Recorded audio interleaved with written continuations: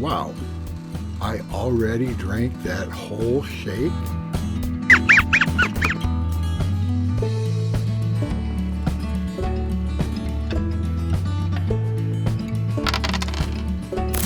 Okay, this is another of the preformed pieces of aquamarine that I bought. I bought a small lot of preformed aquamarine, and this pear shape is one of them. So it weighs in at 3.45 carats, and because it's preformed, we won't lose as much rough as normal, but I don't normally buy preforms. The reason I don't buy preformed rough is because I always wonder why the seller went through all the trouble, all the time, to preform the rough, and lost a lot of carat weight in the process, only to sell off the preforms after all that work. Why? Well, in a previous video, my concerns were proven right. One of the gemstones in this small lot or parcel of preformed aquamarine, which came from Nigeria, was actually topaz and not aquamarine. So the why was to sell topaz rough at the much higher aquamarine rough prices. So if you ever are offered a lot of preformed rough, be wary, be cautious. It may be a good deal, but just be cautious. Anyway, now I need a pear-shaped design to cut this piece of aquamarine into. I looked through a lot of designs and came across this one called Beginner Pear by Michiko Huynh. I'm not familiar with this gem cut designer, but I like the design. I particularly like the way the table is framed onto the crown by a row of facets so that the table kind of floats in but has no meet points. Very interesting. I found this design in the database of designs at the Gemology Project website, and here's the web address. This will be the first design that I've cut, which was created by this gem facet diagram designer, so wish me luck. Michiko also provided some notes with the design and says that the design is good for most gem material and seems to darken the material, which would be great for this lighter aquamarine.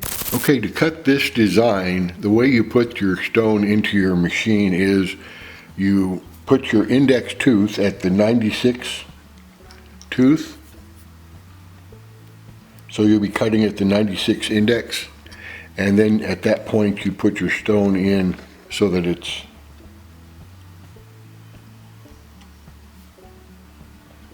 perpendicular, and that's the right way to orient your stone according to this design. And then you just tighten the set screw on your Ultratech machine or whatever set screw you have on your machine, and we're ready to start cutting our design. Okay, I finished kind of preforming again the pear shape with my 12M lap, about a 1500 grit lap. And so now I could probably go straight to polish if this is aquamarine. I may give that a try, and if it doesn't work out, I may go to a 13,000 grit diamond on a bat lap to pre-polish it and then go to polish.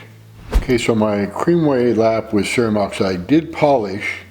It's a little slow. I think it's a little far to go from the 12M to polish, but I do believe this one is beryl and not topaz because it is polishing with cerium oxide. But I think I'll use my 8,000 grit diamond on a zinc lap, and the reason is I want to bring the sides in a little bit more to make this exactly a calibrated gemstone. And it'll be harder to move the sides in, to move the facets with my polish than it will be with a pre-polish. So I'll do the 8,000 grit zinc, and that'll pre-polish everything real good, and it'll also make our length to width just where I want it. Then we'll go to polish. Finished pre-polishing our aquamarine with my 6,000 grit diamond on a zinc lap. And then I went ahead and polished the girdle. So this is, the pavilion has a pre-polish and the girdle's been polished. So you can see that 6,000 grit diamond on a zinc lap does a very good job of pre-polishing. and that makes the polishing quick. And I am able to polish with my creamway lap and cerium oxide spray, which is very good news for me, because the last time I cut a stone out of this small lot of preformed, what was supposed to be preformed aquamarine, I found out one of the stones was actually topaz, and the way I found out was when I was trying to polish it, cerium oxide wouldn't polish it, I needed aluminum oxide. So this one does appear to be aquamarine, and I'll continue to polish the pavilion. All right, I finished polishing the bottom half, or the pavilion, of our aquamarine, and polished right up with the creamway lap with cerium oxide and water mix spray. So now I will transfer the stone to cut the upper half, and the creator of the gem design gave us a tip here and says that when you transfer, use a V-shaped dop and align the V groove to the 96 and 48 tooth, which makes sense. That'll put the V right along here and that keel a little further back, because the center is just the back part of that keel, but some of the V will cover the front part.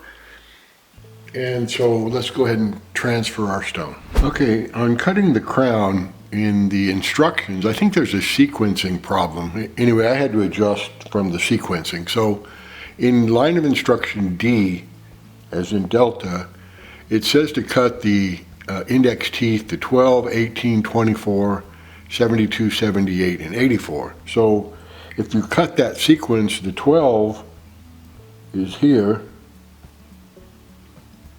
the 18 here, and the 24 is here.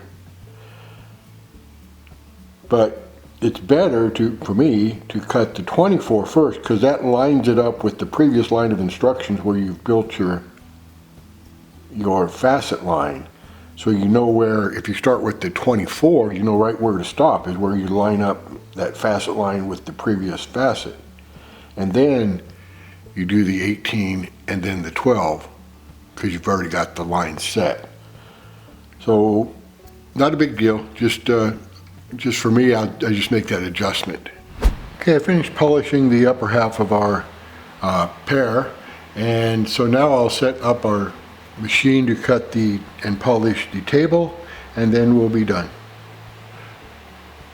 The table polished right up with cerium oxide, really had no problem polishing at all, and that's because we had a good pre-polish using 8000 grit diamond on a zinc lap.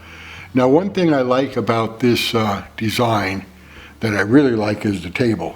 It's got the table here, which you float in, kind of like a frame around it. So you have all the way around it is a frame, so there's no meats to the table.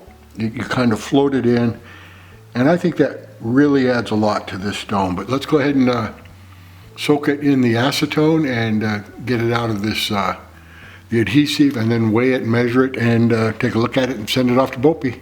In this video, I cut a pear-shaped design called Beginner Pear. The design is not difficult to cut and has sort of a frame table that I think is an interesting feature of this gemstone. I would not recommend a pear shape as the first stone any new cutter cuts, but it could very well be the third, fourth, or fifth stone a brand new cutter does cut. I think this is an interesting design, and please let me know in the comments what you think of this design. And if you do cut this design, please drop me a note and let me know how it turns out. Pictures are always appreciated. And as always, happy fasting, everyone.